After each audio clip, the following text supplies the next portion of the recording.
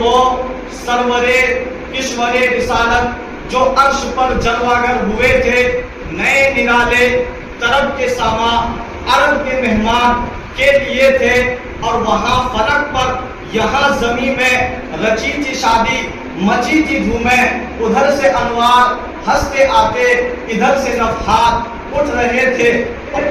عزیزان ملت اسلامیہ، 27ویں رجب المرجب کی رات ہے۔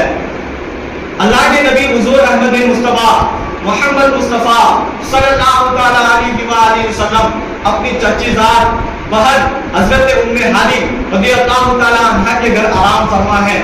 اب دیکھتے ہیں کہ چھت اس طریقے سے کھل جاتا ہے، ایک صدا آتی ہے، حضرت جبرائیل آتے ہیں اور ان کے ساتھ کچھ اولو العزم فرشتے آتے ہیں، اور ہر فرشتے کے ساتھ 70,000 فرشتے جو ان کے ماتحت ہوتے ہیں وہ سارے کے سارے تشریف لاتے ہیں۔ نبی پاک صلی اللہ تعالیٰ علیہ وسلم خواب میں تھے، یعنی نیند میں تھے، جب حضرت جبرائیل امین نبی پاک صلی اللہ تعالیٰ علیہ وسلم کی بارگاہ میں حاضر ہوتے ہیں تو اب انہیں جگانے کا ارادہ کرتے ہیں، تو پھر یہ سوچتے ہیں کہ اب اگر میں نبی کریم سرکار دو عالم صلی اللہ تعالیٰ علیہ وسلم کو بیدار کروں تو کس طریقے سے کروں؟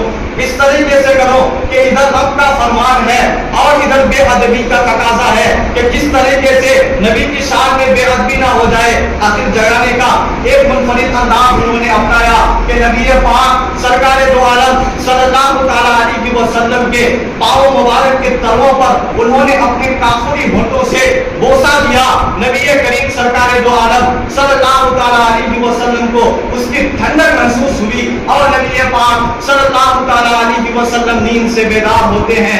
پھر اللہ پاک کا فرمان نبی کریم سرکار دو عالم صلی اللہ تعالیٰ علیہ وسلم کو حضرت جبرائیل سناتے ہیں کہ یہ دیکھیں اللہ کا فرمان آیا ہے، آج اللہ رب العزت نے آپ سے ملاقات کا ارادہ کیا ہے۔ نبی کریم سرکار دو عالم صلی اللہ تعالیٰ علیہ وسلم کو وہاں سے لے کر چلتے ہیں اور آب زمزم کے کنویں کے پاس لاتے ہیں۔ وہاں پر دو برتن ہوتا ہے، ایک برتن ہے جس میں نور ہے، ایک برتن ہے جس میں آب زمزم کا پانی ہے۔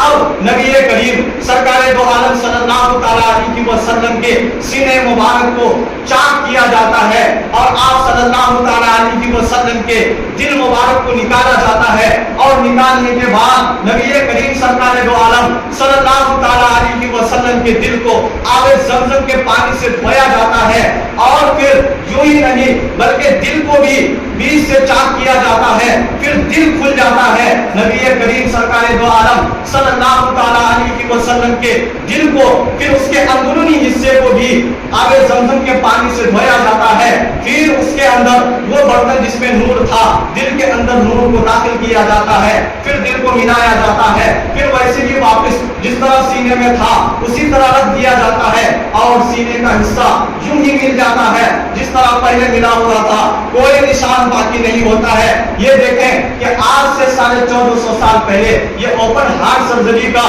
جو ذہن دیا یہ پہلے اسلام نے دیا کہ نبی کریم سرکار دو عالم صلی اللہ تعالیٰ علیہ وسلم کا سینہ مبارک کو اس طرح کھولا گیا اور پھر واپس اسی طریقے سے ملا دیا گیا۔ یہ خدا کی قدرت تھی۔ اب چلیے کہ اب معراج کا سفر شروع ہو رہا ہے، یعنی اب تیاریاں مکمل ہو چکی ہے، اب سفر شروع کیا جائے گا۔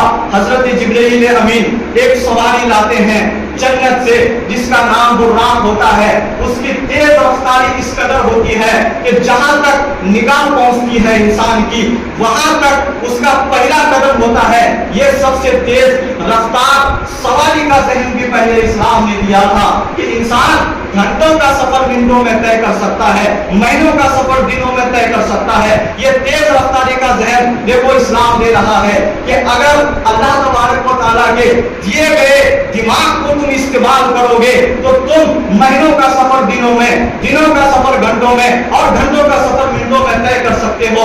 براق کو لایا جاتا ہے، نبی کریم سرکار دو عالم صلی اللہ تعالیٰ علیہ وسلم اس پر سوار ہوتے ہیں۔ اس براق کی تیز رفتاری یہ ہے کہ جہاں پر پہلی نظر پہنچتی ہے وہاں پر براق کا پہلا قدم ہوتا ہے نبی کریم سرکار دو عالم صلی اللہ تعالیٰ علیہ وسلم کو مختلف مقامات کا سیر کرایا جاتا ہے. ایک وہ جگہ ہے جہاں نبی پاک صلی اللہ تعالیٰ علیہ وسلم ہجرت کر کے جانے والے ہیں. حضرت جبرائیل کہتے ہیں کہ یا رسول اللہ یہ وہ مقام ہے جہاں پر آپ ہجرت کر کے آئیں گے. پھر وہاں پر 2 رکعت نماز پڑھی جاتی ہے. وہاں سے نبی کریم سرکار دو عالم صلی اللہ تعالیٰ علیہ وسلم آگے چلتے ہیں. پھر وہاں پر رکتے ہیں. نبی کریم سرکار دو عالم صلی اللہ تعالیٰ علیہ وسلم سے حضرت جبرائیل کہتے ہیں کہ یا رسول اللہ یہ وہ جگہ ہے جب آپ دوبارہ یہاں پر ہجرت کر کے آئیں گے. پھر وہاں سے چلتے ہیں. وہاں بھی 2 رکعت نماز آپ ادا کی ہوتی ہے. پھر وہاں سے چلتے ہیں. آپ تیسری جگہ آتی ہے. نبی کریم سرکار دو عالم صلی اللہ تعالیٰ علیہ وسلم کو روکا جاتا ہے. نبی کریم سرکار دو عالم صلی اللہ تعالیٰ علیہ وسلم سے حضرت جبرائیل کہتے ہیں کہ یہ وہ جگہ ہے جہاں پر حضرت عیسیٰ علیہ السلام کو اللہ رب العزت نے پیدا کیا تھا. یہ جائے پیدائش حضرت عیسیٰ علیہ السلام کی ہے.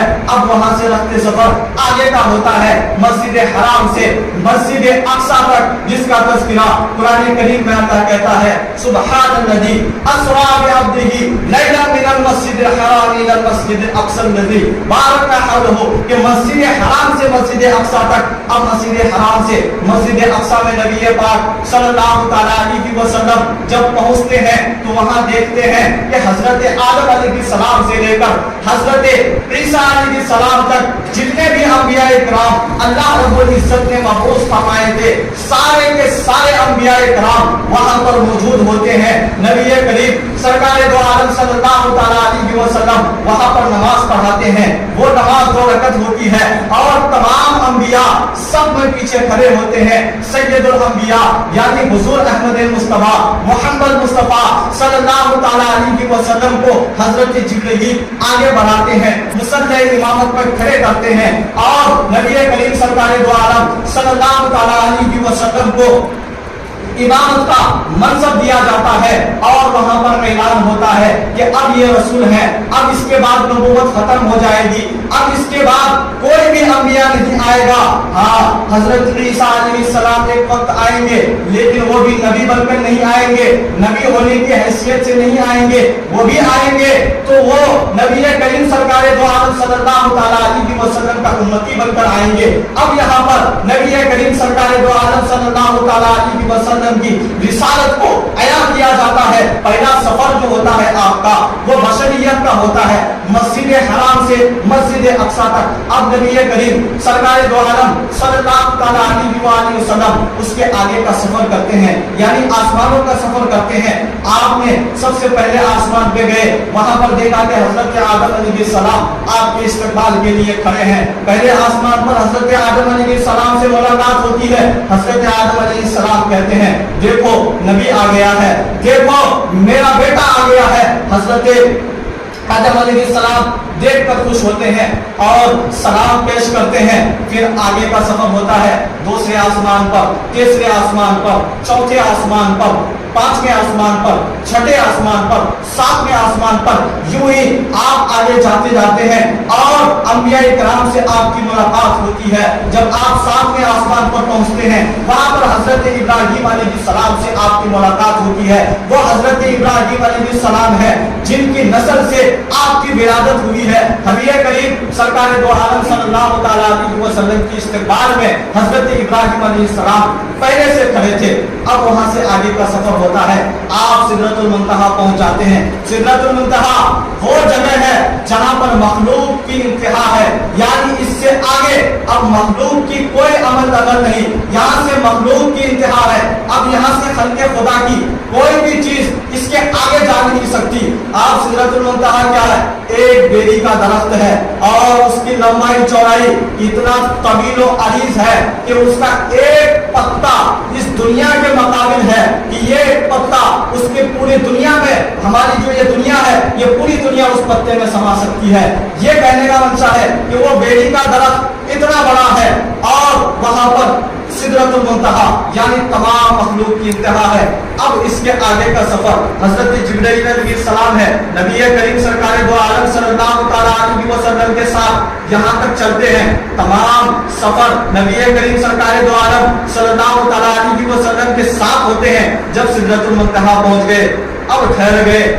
اب نبی کریم سرکار دو عالم صلی اللہ تعالیٰ علیہ وسلم سے کہتے ہیں کہ اب اس کے آگے کا سفر آپ کو اکیلے کرنا ہے, کیونکہ اگر میں اس کے آگے ذرا سا بھی ایک بال کے برابر بھی گیا تو اللہ کی تجلی میرے پروں کو جلا کر راکھ کر دے گی. اب وہاں پر حضرت جبرائیل علیہ السلام ٹھہر جاتے ہیں. اب نبی کریم سرکار دو عالم صلی اللہ تعالیٰ علیہ وسلم اس کے آگے کا سفر کرتے ہیں. آگے کا سفر نبی کریم سرکار دو عالم صلی اللہ تعالیٰ علیہ وسلم کے لیے جو سواری لائی جاتی ہے اس سواری کا نام رفرف ہوتا ہے. نبی کریم سرکار دو عالم صلی اللہ تعالیٰ علیہ وسلم رفرف پر سوار ہوتے ہیں, آگے کا سفر کرتے ہیں. اب مکہ آیا, عرش و کرسی ہے, لوح و قلم ہے, قوس و قزح ہے, اس کے بعد مکہ ہے, لامکہ ہے. اب لامکہ کا میں آپ کو بتاؤں کہ لامکہ کیا ہے. لامکہ وہ جگہ ہے کہ جو کوئی مکہ نہیں ہے نہ. اب دیکھو ہم یہاں پر ہیں تو ہمارے لیے سمتیں موجود ہے کہ ایک طرف پورب ہے, ایک طرف پچھم ہے, ادھر اتر ہے, داخل ہے, اوپر ہے, نیچے ہے. لیکن لامکہ وہ جگہ ہے جہاں پر کوئی سمت نہیں ہے, نہ اوپر نہ نیچے, نہ دائیں نہ بائیں, نہ آگے نہ پیچھے. وہاں پر کوئی سمت نہیں ہے, اسی کو لامکہ کہتے ہیں. نبی کریم سرکار دو عالم صلی اللہ تعالیٰ علیہ وسلم لامکہ پہنچے. اب اس کے آگے کا سفر ہوا, رب کی ملاقات ہوئی. اب نبی کریم سرکار دو عالم صلی اللہ تعالیٰ علیہ وسلم رب تبارک و تعالیٰ کے اتنے قریب ہوئے کہ قرآن میں لفظ آیا کعبہ قوسین, یعنی اللہ اور رسول اللہ اتنے قریب ہوئے جیسے کعبہ قوسین ملتے ہیں. کعبہ قوسین کسے کہتے ہیں؟ دیکھیے پرانے زمانے میں جنگ ہوا کرتی تھی تو تیر اور کمان سے جنگ ہوا کرتی تھی. اس دور میں جو تیر مارا جاتا تھا جس چیز سے, اور اس پہ رسی لگی ہوتی تھی جسے کمان کہا جاتا تھا, تو جب دو لوگوں کے درمیان, دو بادشاہ یا دو قبیلے کے درمیان صلح ہو جاتی تھی جنگ کرتے کرتے, تو جب وہ لوگ آپس میں صلح کرتے تھے تو دونوں کے کمان کو اس طریقے سے آپس میں ملایا جاتا تھا. اس کی شکل یوں ہی ہوتی ہے کہ ایک رسی لگی ہوتی ہے, یوں تیر کو پکڑا جاتا ہے اور کھینچ کر تیر چلائی جاتی ہے. لیکن جب دونوں کے درمیان صلح ہو جاتا ہے تو دونوں کے کعبہ قوسین یعنی دونوں کے اس کعب کو اس طریقے سے ملایا جاتا ہے اور کہا جاتا ہے یہ اس کی نشانی ہے کہ دونوں قبیلے کے درمیان, دونوں بادشاہ کے درمیان اب صلح ہو گیا ہے. تو قرآن میں کعبہ قوسین کا لفظ آیا کہ رب اور رسول اتنے قریب ہوئے جتنے کعبہ قوسین ہوتے ہیں. یعنی نبی کریم سرکار دو عالم صلی اللہ تعالیٰ علیہ وآلہ وسلم نے, نبی کریم سرکار دو عالم صلی اللہ علیہ وسلم نے اپنے ماتھے کی آنکھوں سے, نبی کریم صلی اللہ علیہ وسلم نے اپنے ماتھے کی آنکھوں سے اللہ رب العزت کی زیارت کی ہے. اب دیکھیے جب اللہ اور رسول کی ملاقات ہوتی ہے تو اب اس کے درمیان بہت ساری باتیں ہوتی ہیں, اللہ اور اس کا رسول بہتر جانتا ہے. لیکن جو بات ہوئی ہے اس میں سے جو بات نبی کریم سرکار دو عالم صلی اللہ تعالیٰ علیہ وسلم نے ہمیں بتائی ہے, ایک گفتگو ہے. اللہ کے نبی صلی اللہ تعالیٰ علیہ وسلم, اللہ کا رب العزت ہمارے نبی سے کہتے ہیں کہ تم میرے لیے کیا لائے ہو. اللہ کے نبی صلی اللہ تعالیٰ علیہ وسلم کہتے ہیں التحیات للہ والصلوات والطیبات, یا اللہ میری جانی اور مالی ساری عبادتیں تمہارے لیے ہے. پھر اللہ رب العزت اس کے جواب میں کہتا ہے السلام علیک یا ایھا النبی, کہ تم پر سلامتی ہو اے نبی. اب دیکھیے یہ اللہ رب العزت اور نبی کریم سرکار دو عالم صلی اللہ تعالیٰ علیہ وسلم کے درمیان یہ گفتگو ہوتی ہے. اب اس کے بعد جب بھی کوئی محبوب اپنے محب سے ملتا ہے تو اصول یہ ہے کہ اسے کچھ نہ کچھ تحفہ دیا جاتا ہے. اب وہ تحفہ کیا ہے کہ اللہ رب العزت نے نبی کریم سرکار دو عالم صلی اللہ تعالیٰ علیہ وسلم کو 50 وقت کی نماز ان کی امت پر فرض کرتا ہے اور کہتا ہے کہ حبیب یہ تمہارے لیے تحفہ ہے, تمہاری امت کو یہ 50 وقت کی نماز فرض کی جاتی ہے. حضرت جب نبی کریم سرکار دو عالم صلی اللہ تعالیٰ علیہ وسلم وہ تحفہ لے کر واپس آتے ہیں, چھٹے آسمان پر حضرت موسیٰ علیہ السلام سے ملاقات ہوتی ہے. حضرت موسیٰ علیہ السلام کہتے ہیں کہ محمد رسول اللہ صلی اللہ تعالیٰ علیہ وسلم کیا ہوا, رب کی طرف سے کیا تحفہ ملا.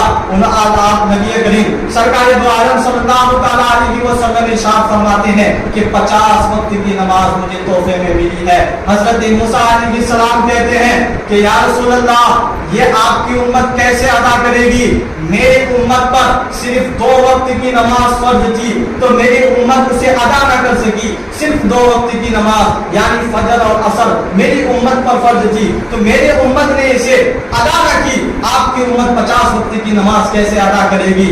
آپ جائیں اپنی رب کی بارگاہ میں اور کچھ کم کروا کے لائیں. اللہ کے نبی صلی اللہ تعالیٰ علیہ وسلم اپنی امت کا خیال کرتے ہوئے رب کی بارگاہ میں پھر جاتے ہیں اور جب وہاں پر جاتے ہیں رب کی بارگاہ میں جانے کے بعد 5 وقت کی نماز سے کم ہوتی ہے, 45 رہ جاتی ہیں. اب پھر واپس آتے ہیں چھٹے آسمان پر. پھر حضرت موسیٰ علیہ السلام سے ملاقات ہوتی ہے. حضرت موسیٰ علیہ السلام کہتے ہیں کیا ہوا, اب کتنی نمازیں ہیں؟ حضرت محمد مصطفیٰ صلی اللہ تعالیٰ علیہ وسلم کہتے ہیں کہ اب 45 رہ گئی ہیں.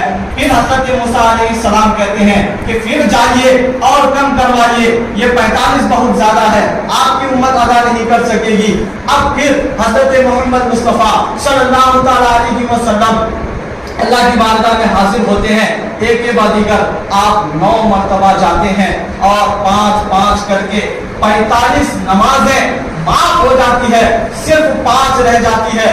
جب آخری مرتبہ آپ صلی اللہ تعالیٰ علیہ وسلم چھٹے آسمان پہ واپس آئے تو حضرت موسیٰ علیہ السلام نے کہا کہ یا رسول اللہ آپ کیا بنا؟ آپ صلی اللہ تعالیٰ علیہ وسلم نے ارشاد فرمایا کہ اب صرف 5 وقت کی نماز رہ گئی ہے. حضرت موسیٰ علیہ السلام کہتے ہیں کہ اب پھر جائیے اور کچھ کم کروا لیجیے, یہ 5 بھی آپ کی امت صحیح سے ادا نہیں کر سکتی ہے.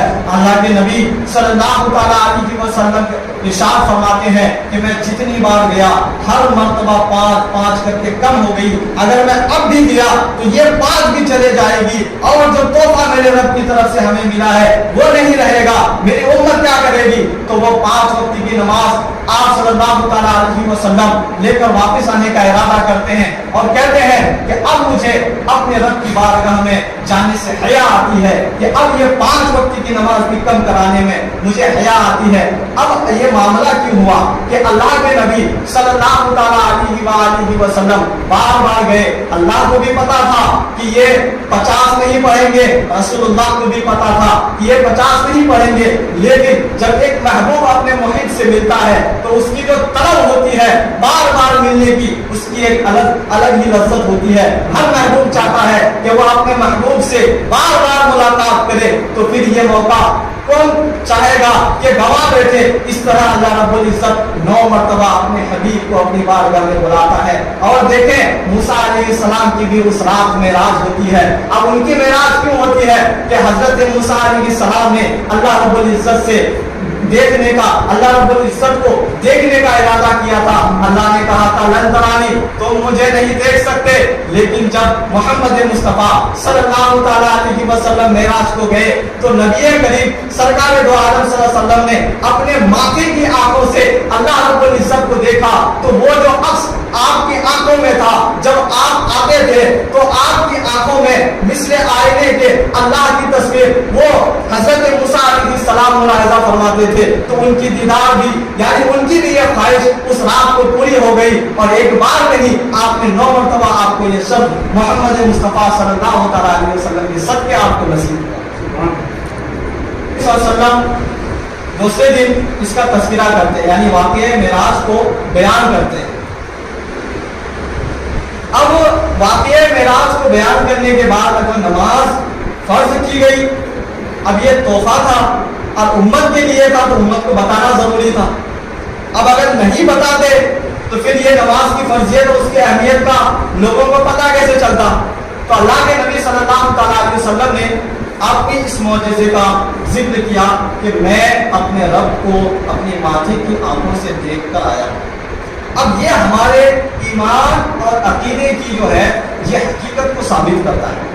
نبی کریم سرکار دو عالم صلی اللہ تعالیٰ علیہ وسلم نے اپنے اس واقعے کا ذکر کیا.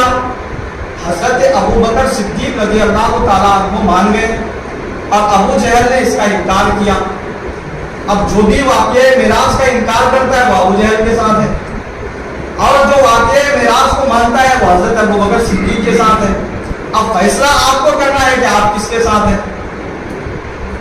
اچھا دیکھیے, ایک انسانی عقل اس چیز سے عاجز ہے کہ ایک جسم اتنے कम वक्त में इतना ऊपर कैसे जा सकता है? इंसानी अकल इससे आजिज है। अब देखें, ये नबी करीम सरकार दो आलम सल्लल्लाहु तआला अलैहि वसल्लम का मौजज़ा है।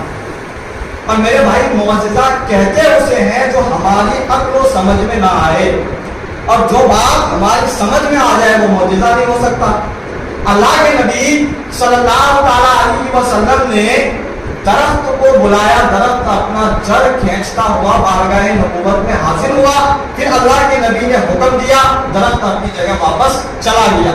अल्लाह के नबी सल्लल्लाहु तआला अलैहि वसल्लम ने डूबे हुए सूरज को वापस आने का हुक्म दिया, सूरज डूबा हुआ सूरज वापस आया, हजरत अली ने नमाज अदा की, वो पूरा मौजज़ा है। अब उसके बाद नबी करीम सरकार दो आलम सल्लल्लाहु तआला अलैहि वसल्लम ने इशारा किया, चांद दो टुकड़े में फटकर तकसीम हो गया, फिर इशारा किया, चांद मिल गया। ये सारे नबी करीम सरकार दो आलम सल्लल्लाहु अलैहि वसल्लम के मौजज़ात हैं। अब इन मौजज़ात में हमारी और आपकी अकल काम नहीं करेगी। ये कैसे होता है, ये क्यों होता है और किस तरीके से होता है? अब लोग जो है इसमें बातें बनाते हैं कि मेराज का वाकया यूं नहीं हुआ, ऐसा नहीं था, यूं नहीं था, बल्कि ख्वाब में हुआ। अगर कोई भी चीज कोई इंसान ख्वाब देखता है तो ख्वाब के लिए कभी भी हंगामा नहीं होता। मसलन मैं ये कहूं कि मैं ख्वाब में आज जो है हज करके आया, तो आपको इसमें मेरी बात में कोई शक होगा? भाई, आदमी ख्वाब में तो कुछ भी बन जाएगा, वो कहेगा मैं बादशाह बन गया हूं। ख्वाब में तो इंसान कुछ भी कर सकता है। अगर अल्लाह के नबी सल्लल्लाहु तआला अलैहि वसल्लम ख्वाब में अल्लाह की ज़ियारत करते और सुबह लोगों को बताते तो फिर लोगों को एतराज ही नहीं था, लोग सवाल ही नहीं करते। वहां पर तमाम कुफ्फार अरब ने एतराज किया, कहा कि कैसे एक जिस्म ऊपर जा सकता है। अब देखिए, एक जिस्म ऊपर जा सकता है, वो रब कादिर है और कादिर मुतलक है। वही रब है जिसने हजरत इब्राहिम अलैहिस्सलाम को एक तड़पती हुई आग से बचाया। वही रब है जिसने हजरत यूनुस अलैहिस्सलाम को मछली के पेट में जिंदा रखा। वही रब है जिसने हजरत नूह अलैहिस्सलाम की कश्ती को इतने खतरनाक तूफान में किनारे लगाया। वही रब है जिसने हजरत ईसा अलैहिस्सलाम को उस सूली से आसमानों पर उठा लिया। तो वह रब कादिर है और इस चीज पर रब कुदरत रखता है। वह रब जो चाहे वो कर सकता है। तो अगर कोई वाक़ई मेराज का इनकार करता है तो वो खुदा की कुदरत का इनकार करता है। मेरे भाइयों, अल्लाह रब्बुल इज्जत हम सबको अपने सलीम अता फरमाए और एक दिन सिरातुल मुस्तकीम पर चलने की तौफीक और रज़्क़ अता फरमाए। देखिए, ये वो मुबारक रात है कि जिस रात में अल्लाह रब्बुल इज्जत की तरफ से हमें और आपको नमाज का तोहफा मिला। अल्लाह के नबी सल्लल्लाहु तआला अलैहि वसल्लम ने हमें लाकर ये तोहफा दिया। और ये जो नमाज है ये तमाम इबादतों में अफजलुल इबादत है। और नमाज की अहमियत और उसकी फर्जियत आप देखिए कि ये वो इबादत है। देखिए, जब अल्लाह रब्बुल इज्जत ने ज़कात हम पर फर्ज किया तो अल्लाह ने वही नाजिल की, ज़मीन पर नबी सल्लल्लाहु अलैहि वसल्लम थे और हम पर ज़कात फर्ज हो गई। हज भी इसी तरह, तमाम अराकिन जो है वो यहीं पर हुए। लेकिन नमाज इतनी अहमियत की हामिल है कि अल्लाह रब्बुल इज्जत ने अपने हबीब को लौहो कलम कोसो कज़ा अर्शो कुर्सी तमाम मकान ला मकान से आगे बुलाकर ये तोहफे में दिया। अब सोचिए कि नमाज कितनी अहमियत की चीज है। नमाज मोमिनों के लिए मेराज है।